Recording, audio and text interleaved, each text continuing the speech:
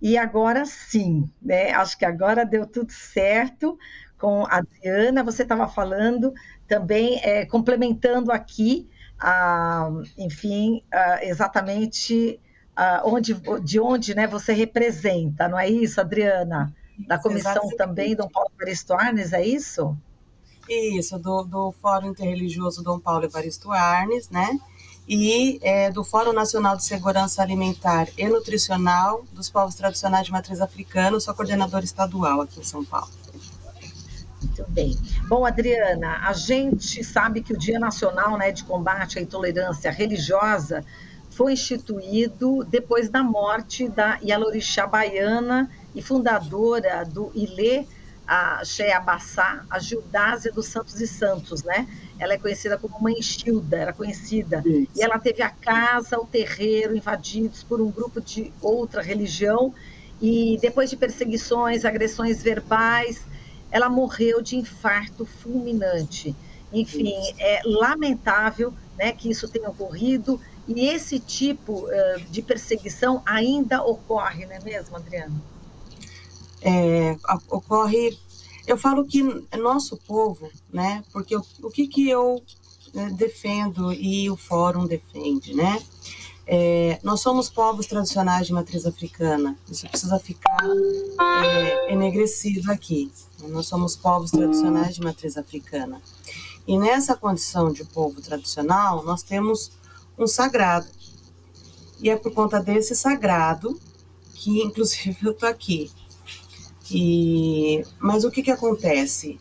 Nós somos fruto aqui de um processo escravagista, né? O nosso povo chega aqui, tanto os povos Banto, Jeje, o Efon e o Urubá, chega aqui pelo holocausto da escravidão, que foi considerado um crime de lesa humanidade pela ONU, né? Curiosamente, depois de 51 anos de sua existência.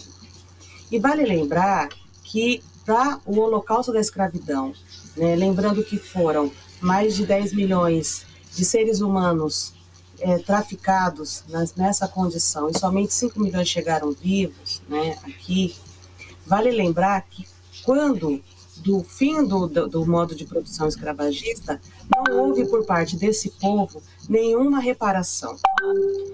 E nós passamos por uma política muito grande de embranquecimento. Né? A história conta isso, quem tiver alguma dúvida é só buscar na história. E por conta disso, né, desse processo de embranquecimento, nós, além de toda a violência sofrida dentro do holocausto da escravidão, a gente continua sofrendo essa violência.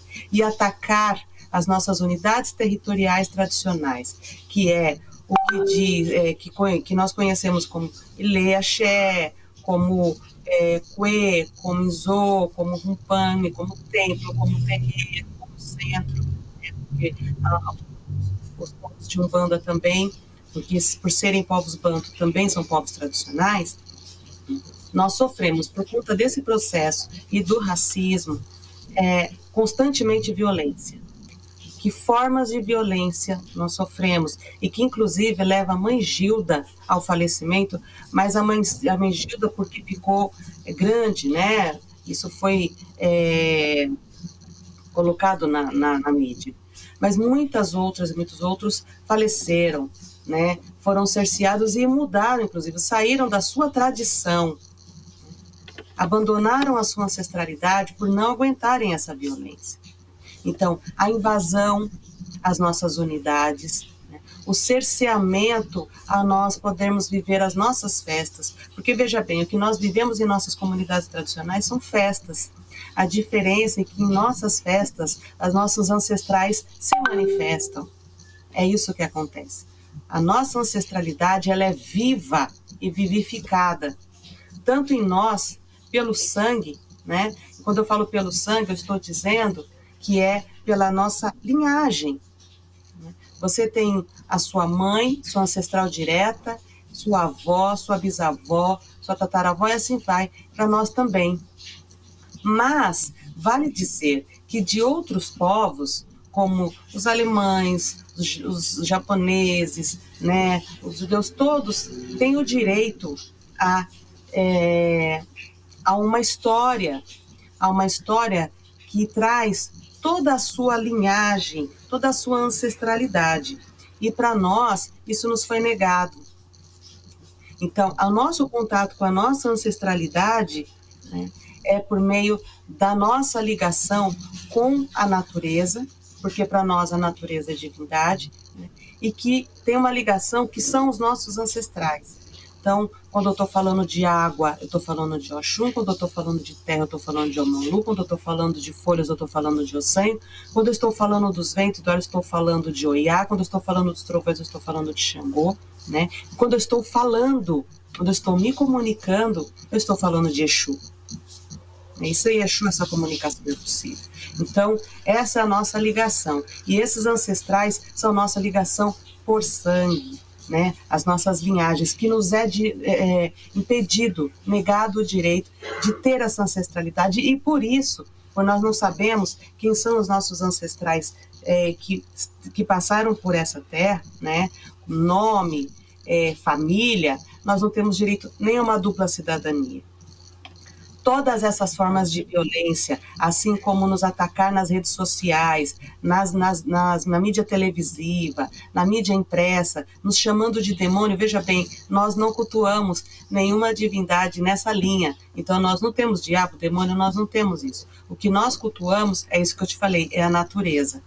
Só que o sagrado, ele faz parte de um complexo que nos caracteriza, né? O alimento sagrado, que nós compartilhamos com essa ancestralidade, com essa divindade, né? O território, que ele é estendido para toda a comunidade em torno. Por quê? Porque a terra, a água, as folhas, o ar não está só dentro da nossa comunidade, está em todo lugar, né? A ancestralidade, a circularidade, né? O cuidado incondicional com os nossos mais velhos e mais velhas, e o cuidado, né, o respeito com os mais velhos e o cuidado com as nossas crianças, e a aprendizagem pela oralidade e pelo exemplo. A oralidade que fala pelas nossas vestes, que fala pelos nossos fios, né, e que fala também pela nossa boca, né? Então, essa é a forma que nós nos organizamos e entendemos que todo o solo é sagrado. Isso que nós estamos fazendo aqui é sagrado, e esse espaço é sagrado porque é um espaço de Ogum, a tecnologia, porque é um espaço de Exu, a comunicação. E tudo isso nos é negado e demonizado. Então, mas isso é em nome de um projeto de eugenia, de um projeto de embranquecimento, que também ataca o nosso sagrado. Mas nós não somos somente esse sagrado. Tanto que a nossa luta é uma luta pelo reconhecimento de quem somos, povos tradicionais de matriz africana. Mãe Gilda falece por sofrer o racismo, né? Da forma mais vil, que é essa violência física. Crianças nossas foram apedrejadas, né?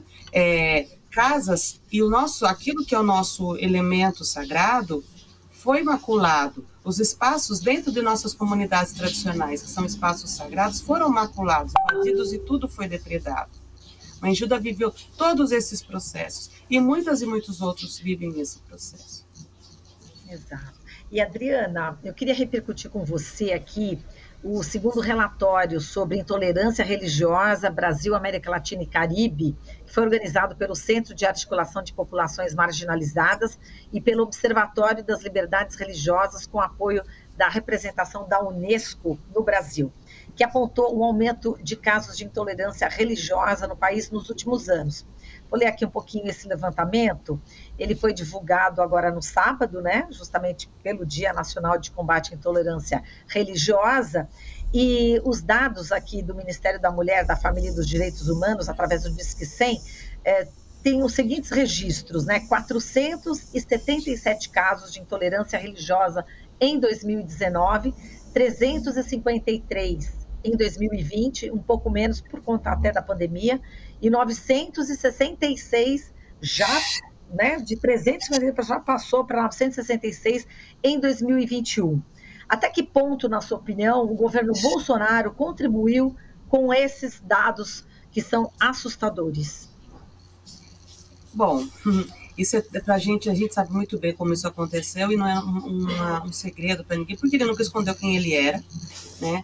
Quando ele coloca pessoas terrivelmente evangélicas junto a ele, né, governar, gestar o país, quando ele diz que o país é cristão e que as minorias têm que aceitar isso, quando ele arma, né, em toda essa luta que nós tivemos pelo não armamento da população, da sociedade, né, mas quando ele arma, principalmente as milícias, né, porque, por exemplo, no Rio nós temos o complexo de Israel, isso é extremamente sério, eles invadem, eles matam, eles expulsam, e eu não sei até que ponto São Paulo já não está vivendo isso, mas não com a intensidade do Rio de Janeiro. Salvador já está vivendo isso, não com a intensidade do Rio de Janeiro, mas tantos outros estados têm vivido isso. Então, ao armar, ao dar poder a esse tipo de gente, né, e ao fazer discursos de ódio, né,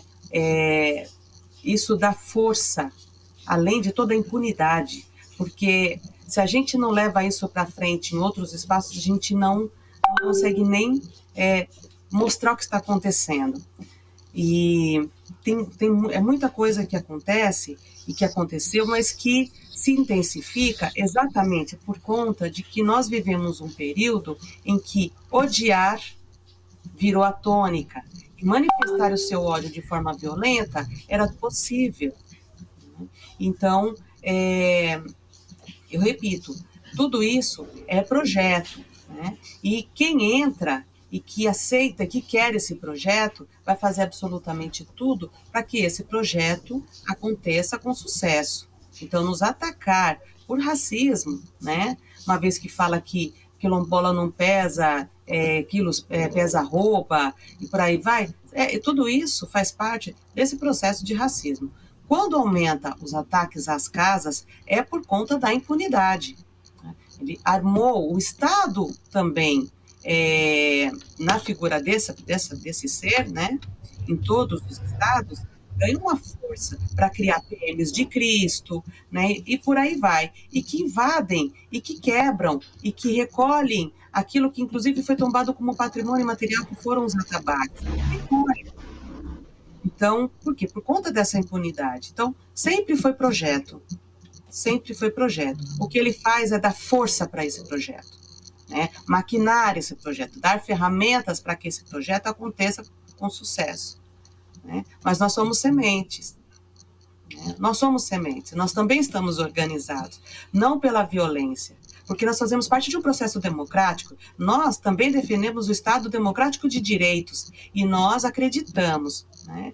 E o PL que nós entregamos, por exemplo, nos dias 17 e 18 de maio, através do seminário ao Congresso Nacional, né, à Comissão de Direitos Humanos, diz disso, de quem somos e que, como povos tradicionais, nós temos direitos, e cultuar o nosso sagrado é um direito garantido em todas as declarações, todos os tratados internacionais, né? A própria Declaração Universal dos Direitos Humanos, que é a base, a referência da Frente Interreligiosa Dom Paulo Evaristo Arnes, mas de toda a sociedade que acredita numa sociedade justa, solidária e fraterna, né? Em que a equidade seja a grande tônica, em que a empatia seja a grande tônica, e que o amor, não o ódio, o amor seja aquilo que nos tome de fato, de corpo, né? De ori, de ocã que é coração, ori que é cabeça e de ará que é corpo. Então, assim, nós defendemos o Estado democrático de direitos, e ter o direito a ser quem somos faz parte da ideologia da democracia, faz parte do que é ser democracia, faz parte do que é ser um país que vive sob a égide da democracia e do Estado democrático de direitos. Então, quando ele faz o que ele faz, que atenta contra a Carta Magna, que atenta contra todos os tratados internacionais, que atenta, né, contra a Convenção 69 da OIT, inclusive querendo tirar o Brasil, né, como signatário da Convenção 69 da OIT, ele está dizendo para o que veio, né? Porque o conceito de povos tradicionais de matriz africana, a definição está na Convenção 69 da OIT, em que o Brasil é signatário. Está no decreto 6040, assinado pelo nosso presidente Luiz Inácio Lula da Silva. Então, nos atacar é afirmar o racismo, nos atacar é afirmar essa política, esse projeto de embranquecimento que nunca deixou de existir e que continua seguindo o seu o seu rumo, né? É fruto e retrato dessa onda conservadora que desde 2013, de julho de 2013, tomou uma força e que, lógico, nos atacar, né? E nos tirar de um lugar, tirar a nossa identidade, é garantir que o racismo tenha sucesso sempre. Mas as coisas já estão mudando, né, Adriana? A gente teve aí um ato histórico, né? O presidente Lula sancionando o projeto de lei 4.566 de 2021, tipificando a injúria racial como crime de racismo, está equiparando, portanto, e a gente teve, inclusive, esse ato numa cerimônia de transmissão de cargo, né, à ministra da Igualdade Racial, Aniele Franco, não é isso? Exato. E também temos o ministro dos Direitos Humanos, Silvio Almeida. Quer dizer, as coisas estão mudando, começam a ter mais respeito, não é isso?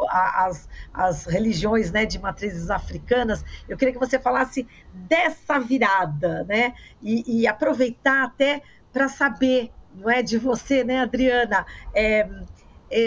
Os espíritos, enfim, como é que está o astral, como é que vai ser daqui para frente, né, esse novo governo, com essas importantes modificações, né, ali na raiz, né, Adriana? Eu acho que a gente está num processo que a esperança volta, né, com força de que há realmente a possibilidade de um outro mundo possível, né? Nós estamos agora vivendo o Fórum Social Mundial e estamos lá firmes e fortes, inclusive disseminando o PL 1279, que nós nomeamos como PL Makota Valdina, uma lutadora que defendeu os povos tradicionais e que a sua vida foi voltada, né, para a nossa existência, para a garantia da nossa existência. Então, ao assinar o crime de injúria, tipificar o crime de injúria racial no mesmo patamar que de racismo, isso contribui sobremaneira, porque quando a gente vai fazer a denúncia, não querem registrar como racismo, né? Sempre quiseram registrar como injúria racial para poder abrandar, e agora não tem o abrandar. Isso, para nós, ele é assim, de uma força, né, e de uma esperança inigualável. E eu acredito que a nossa ancestralidade, que sempre nos deu como lição a resistência, a persistência, né, a fé, nos coloca nesse lugar. Eles continuam nos dando essa força. Por quê? Porque primeiro que nós temos uma missão que é honrá-los, porque toda a existência eles foram resistência. Em toda a história eles foram resistência. Cabe a nós, povos tradicionais de matriz africana, continuar esse legado, também resistindo, né? Continuar cultuando, louvando e se organizando e lembrando, né, que cada comunidade é um quilombo, cada comunidade tradicional é um quilombo. E é desse lugar que nós sempre falamos, né? Nós nos aquilombamos, nós comemoramos, nós nos alimentamos e partilhamos esse alimento consagrado. Isso é extremamente importante para nós ter a Aniele Franco, né? Lá entrando na hora da posse, né? Sob o som do alujá, não é qualquer coisa, não é qualquer coisa.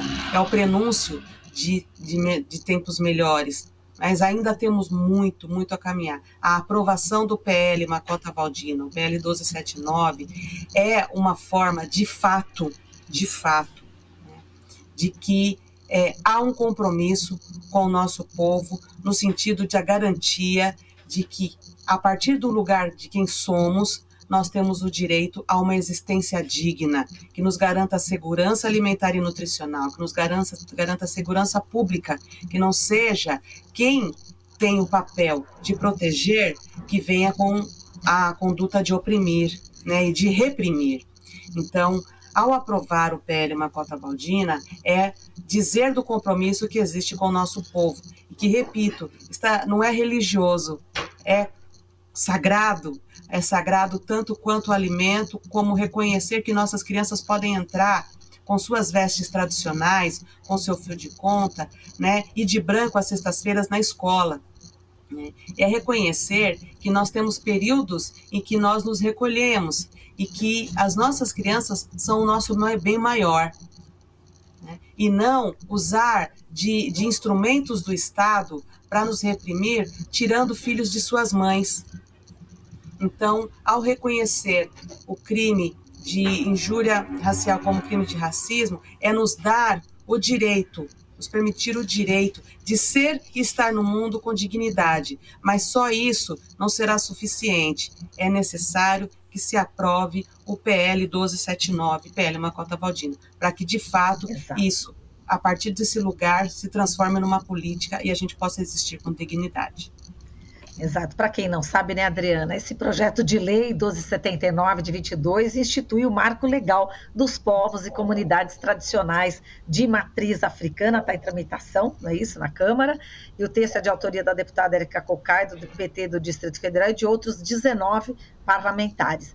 A gente, nesse finalzinho, Adriana, eu sei que a gente já está praticamente estourado, o nosso outro entrevistado também já deve estar esperando, mas a gente não pode deixar de falar sobre os nossos antepassados também indígenas, sobre a comunidade, enfim, que está sofrendo demais aqui no Brasil, o povo Yanomami, né, que a gente está vendo a tragédia humanitária, a tragédia sanitária que eles estão sofrendo lá, as crianças, mais de 570 crianças mortas nos últimos 4 anos, é inadmissível. Eu queria que você desse uma palavra aqui sobre o povo Yanomami que está sofrendo aí de desnutrição, malária, enfim, pneumonia, diarreia, completamente abandonado, e agora, né, nesse novo governo, o próprio presidente Lula, junto com 8 ministros, foram até lá, verificaram, e existe realmente essa possibilidade de ter ocorrido esse genocídio contra o povo Yanomami. Eu queria, nesse finalzinho, uma palavra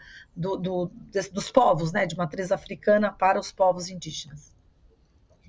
Veja bem, a relação dos povos tradicionais de matriz africana com os povos originários foi uma relação maravilhosa e diplomática desde o início, desde o primeiro, né, africana na condição de escravizado que pisou aqui. Esses povos nos acolheram, nos ensinaram e foram, inclusive, suas comunidades, espaços de acolhimento, né, e de aquilombamento. Então, que também faz parte da nossa existência física, né, e espiritual. Eles são os verdadeiros donos dessa terra e também são ancestrais. E também os cultuamos. E isso é importante. Essa relação faz toda a diferença nesse país. Já estava anunciado, não é verdade? Eles gritaram muito. Comunidades inteiras desapareceram, eles gritaram muito. Em nenhum momento, houve comoção, a comoção necessária para que a denúncia fosse feita, a comoção necessária para que alguma coisa fosse verdadeiramente feita. Quando os ministros se reúnem e vão atrás, é o prenúncio de que, e quando se cria o Ministério dos Povos Originários, é o prenúncio de que há o reconhecimento de que eles são. Não foi, em nenhum momento, silenciado o que vem acontecendo. Os povos originários vêm gritando historicamente o que está acontecendo com os povos Yanomami, né? O que vem acontecendo com os povos Guarani, Kaiowá, e todos os povos originários que vêm vivendo a violência, né, o genocídio, o estupro das crianças, né, um bebê degolado no colo de sua mãe, no terminal rodoviário no Paraná, enquanto estava mamando, né, diz como são vistos a população, o povo originário aqui. Né. Quando a invisibilidade na educação desse povo está dizendo como esse povo está sendo visto aqui. Isso que foi agora, né, visibilizado, isso que está agora e que está nos causando comoção, por conta da forma como é colocado, nunca foi colocado antes. As denúncias ficavam muito para as redes sociais, e ainda bem que as redes sociais, que também são usadas de forma muito ruim, já vistas fake news e as redes criadas por esses malucos, né, que não dá para chamar de malucos, mas de criminosos, né, As redes mostraram, deram visibilidade a essa situação. Que não fique somente para aquela comoção de emoticons em redes sociais. Né? Que as políticas e que as pessoas realmente deem a verdadeira importância e peso para o que está acontecendo. Nós estamos falando do genocídio de seres humanos quando, em tempos em que as pessoas sempre olharam para os povos originários como figurinha de livro didático. Não é qualquer coisa. Né? O agro sempre matou. Bete Carvalho já denunciava isso em seus sambas no início da década na década de 80 e na década de 90, de que helicópteros passavam metralhando comunidades indígenas. Nunca foi segredo o genocídio dos povos originários. Nunca foi segredo. Né? Você pulverizar elementos tóxicos nas comunidades para causar doenças, como também é feito, né, em África, que também já foi denunciado isso, e lá na década de 90, não é qualquer coisa. Nós estamos olhando para isso agora, se não é de agora. A denúncia sempre foi feita. Então, há comoção com militantes não brancos. Há comoção, e me perdoe falar dessa forma, ou não me perdoem, porque é uma realidade, é um fato. Quando morre um militante, um defensor, há comoção da sociedade, há um peso midiático muito grande. E nunca foi o mesmo peso para as comunidades que desapareceram, nunca foi o mesmo peso para as comunidades que são violentadas constantemente, originárias e mesmo matriz africana. É verdade, Adriana. Desculpa, te interrompi. Não, só falei, mas na esperança. O Ministério está aí. Agora é pensar políticas e realizá-las. É verdade.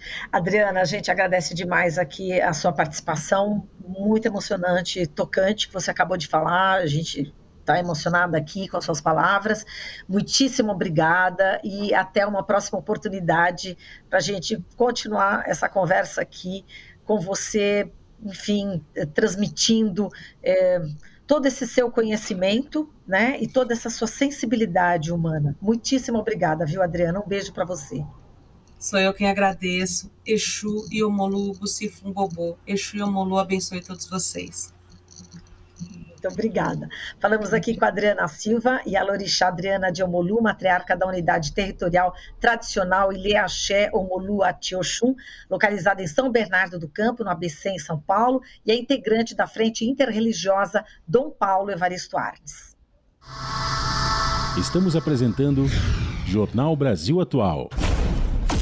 As notícias que os outros não dão.